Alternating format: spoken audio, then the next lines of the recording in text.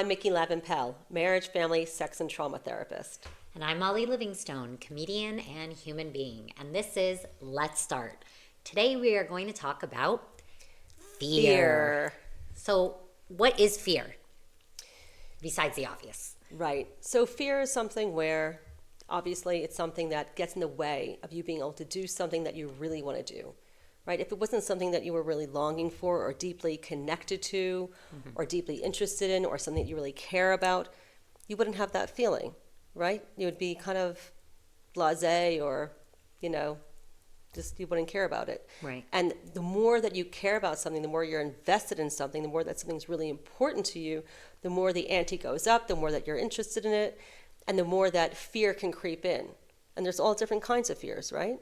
Yes, many. Many. Many that many people have. Right. My fear when I heard you talking about it, and we've talked about this before, where Right. fear is also the thing that holds you back from living. Absolutely.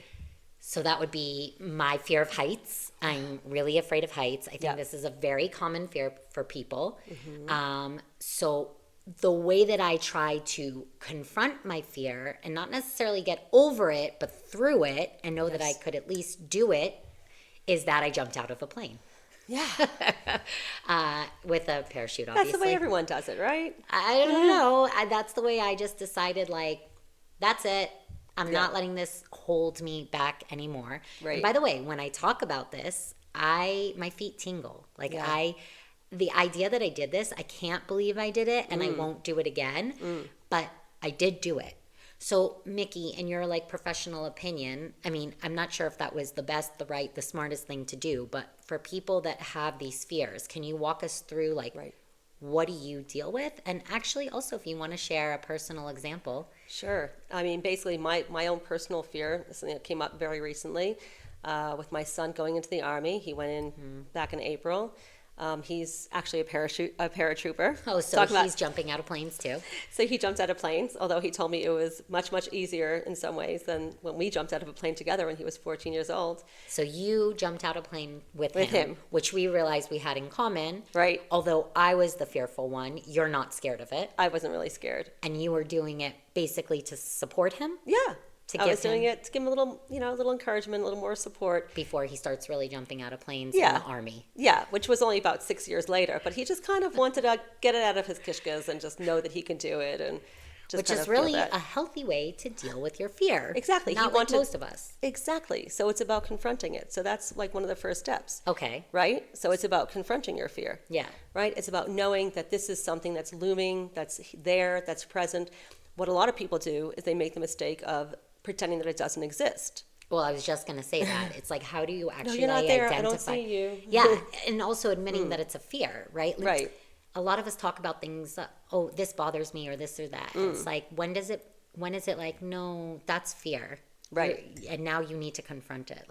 How do you establish for someone that's not even aware that it could be fear? Right. Is there a way? Sort of tune in and say, what's that really about? What's that thing that's really bothering me? And a lot of what I see with a lot of parents of soldiers right now is who aren't confronting their fears around this, is they're walking around with a lot of aggravation. They're bringing it out onto the streets, and they're driving like absolute maniacs. Well, to be fair, Israelis always drive like absolute maniacs. Because they're never dealing with their real fear. Yeah, and there is a constant fear. I mean, we are under, it feels like constant attack all the time. Obviously now it's also war as we're filming this. Absolutely. So you as a parent that is having a son, not just going to the Army, because we are, our children go in at 18. Men serve something like a little over 2 years. Women also serve. It's 3 now. Okay, men serve for 3 years. Yeah. Women serve for, I think, a year and a half, 2 years, something like that. Yep. We all know it's coming. Yeah. But obviously, you as a parent, right? When did you understand that you really have this fear? Because it's not just he's going into the Army; he's going into the battlefield. Yeah. So my fear started long before he conscripted. It started way back on October 7th, when we all felt a tremendous amount of fear. And sadly, I've had so many friends who've lost their sons, so that was very, very real for me. I ran support groups for parents of Chayalim, which was actually really therapeutic for me as well, because it helped expose me to what it is that I have to learn about and to understand and to really see what the fear that all these people are experiencing. When obviously from afar, of course it makes sense that they'd be afraid, but to really be able to go into it, to really dig into that fear and really be able to see like what are the elements that you feel fearful of, because sometimes the biggest fear is the unknowing, right? You just know that there's this big thing called fear, right? There's this big thing of heights, but if you've never been high up, you don't actually know what that is. Let's say, I mean, most people have had that experience, right, of something, but when you actually are able to go into something and see what that fear is about, and when you're actually able to break it down into little mini pieces, it makes it so much more tangible.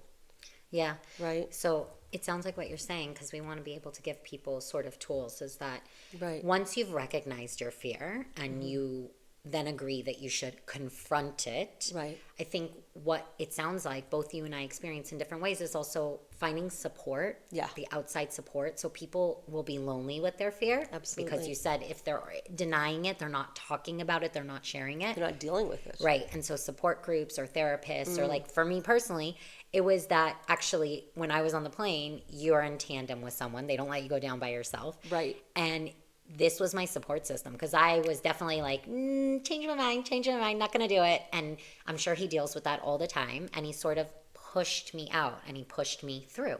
Right. And that was what I needed. Exactly. And for you, it can also be just having that support group, getting you through, hearing other people's stories, getting to be vulnerable and sharing. And instead of people walking around angry on the streets because they're not recognizing or confronting their fear, this would be so much healthier and better. Right. So, okay, so the tips are here that you confront. You gain some support. You break it down into bite-sized pieces. You understand what is there to be really afraid of and what is there not to be afraid of. And for me, the way I've been dealing with it is every week, knowing week by week what it is that he's experiencing. I don't always know exactly all the details. Oftentimes I'll find out afterwards, but I do find out. What it is that he's been through. No, because for me, I feel like knowing is much better than not knowing, because when you don't know, you could blow up these fantasies. Sure. A fantasy isn't always positive. Right. You could blow up these things in your mind and think that they're doing far more crazy things than they actually are doing. Yeah.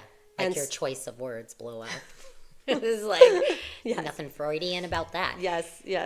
Yeah. And so by really digging into what is it that there is to be afraid of, and knowing also the layers of support that he actually has, knowing that there's so many different parts to what he does, and knowing that he's so well trained, right? Knowing all the elements of the training that he's going through, and the Army is going through so much training. Yeah. Even though they're a little bit underfunded in terms of equipment, which is a whole nother story. But the fact that, that was another thing that I did. I literally found out about all the equipment that he didn't have. And then I literally fundraised for that equipment to make sure that, that he would have absolutely every piece of fakakta shmakta equipment that he could possibly have. That sounds like you also then took the fear and flipped it. You empowered yourself Absolutely. by it, which I think also, me jumping out of a plane was very empowering. And when you were talking now, I was thinking like, okay, so where did this, if you're doing the bite size, the fear for me, it started with my mom. She was afraid of heights. And actually I wasn't. Okay, like I don't think you're just naturally born with the fear of heights. I think it's collateral damage. Yeah. And I remember this very distinct memory of us being in a zoo, and there was like one of those, you could go in a cart. That's not the right way to say it, but over the zoo, and her in my lap, crying and being scared. And that must have like transferred to me at that point. And it gave me that fear. Yeah. I also had that fear. It's like a secondary trauma. Yeah. And I took also dogs. And I was like, and then I got older and I'm like, but dogs are so cute. I don't want this fear. And so I really got over it. I have a dog. Yeah. But the fear one is also about loss of control, which is probably a lot of people's fears. Absolutely. I cannot control this height. Like there's nothing I can do about it. I'm on top of the mountain. I can be extra careful. But it's that, my hands are getting sweaty talking about this. That's called discharge, by the way. Your sweaty hands and the tingly feet, that's you discharging the fear That's Oh what my you're doing. God. Yeah. So it's You're a good literally thing. going into it. Yes, it's a Oh, wonderful okay, thing. so Invite it. Bring it on. but it's so slippery. Yeah. Um, Good thing you're not walking on your hands today. yes, also, well done, Molly. Yeah, so I think that loss of control. So then it goes back to actually, there's like a fear on top of a fear. It's like just a horribly layered cake. And as you said, you just got to take little bites, because then you start to figure out where all these fears come from. And I'm sure for you as a mother, it's my fear of my son being a soldier obviously is terrifying. Yeah. Any parent anywhere can relate. Like, totally. My kid goes on a bike to school and I'm like, oh, I don't like this. Yeah. And then you like have to peel that layer and say like, but why? And what's sitting underneath that? Yeah. And then trying to confront it and empower it. Exactly. And take control. Yeah. Take it back into control. I actually went a little bit too far afield with the whole taking control thing. Well, you joined the army. You're in his unit. I was pretty damn close. Let me tell you, I wasn't one of those mothers who was calling him a fuckhead, the commander every day, but I thought about him, and I was hoping that he was doing all the right things. Okay. I thought good feelings. He's like probably 21. I sent him good juju. Yeah.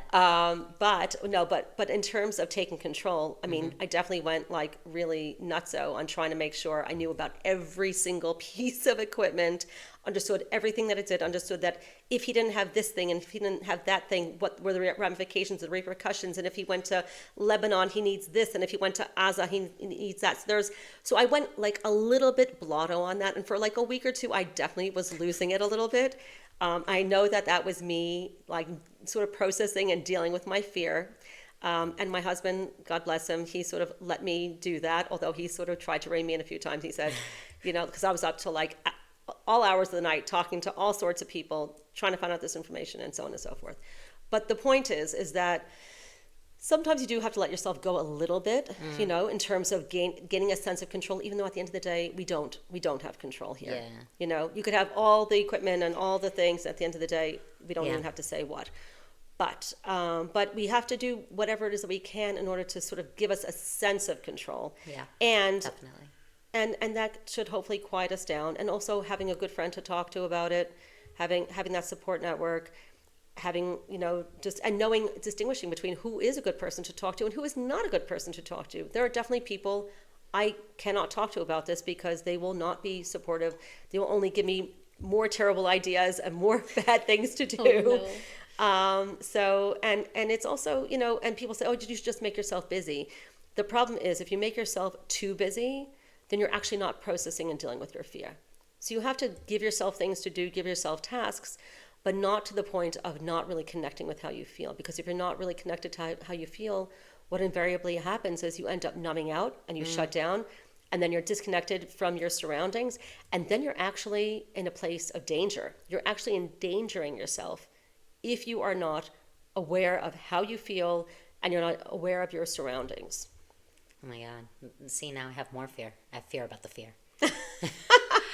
I hope that, we're choosing to put our fears out here and talk about it and be vulnerable. And that is the goal for the audience who we really want you to feel when we say, let's start, this project is really about the audience and the people that we want you to feel empowered by starting whatever that journey is, whatever it is, whether it's conquering fear or the other things that we're going to be doing here. And we definitely encourage you to tell us what you want to hear about next.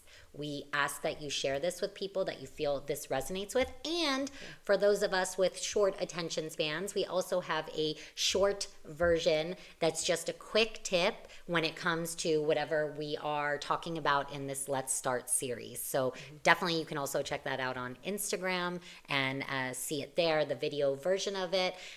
If you're YouTube? watching podcasts, we're trying to get all the social media, platforms that we can, and that's because we want to feel connected. I think that this support is that's what we're trying to do. We're giving you this firsthand and support, and I think that it's free and available, right? So take the offer and start figuring out, and at least here, what's that fear? Yep. Confront it. And get some support and break it down into bite-sized pieces that you can eat because there's many layers of that cake. Now I'm hungry. Let's go eat lunch. Okay. Thank you so much for listening to us, and we'll see you in the next episode.